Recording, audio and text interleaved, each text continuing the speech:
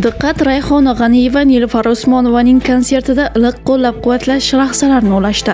Assalomu alaykum, hurmatli tomoshabin, kanalimizga xush kelibsiz. Shou biznes olamidagi eng so'nggi xabarlardan doimo birinchilardan bo'lib xabardor bo'lib turishni xohlasangiz, kanalimizga hoziroq podpisatsiya tugmachalarini bosib, videolarimiz davomida bir dona like tugmachasini bosib qoldirishni unutmang. Mashhur xonanda Rayhon Nilufar Usmonovaning Yakkaxon konsertiga tashrif buyurdi. Rayhon konsert davomida Nilufarni tabriklab, unga gullar taqdim etdi va sahnada uning ijodini qo'llab-quvvatlab o'tirganini namoyish etdi.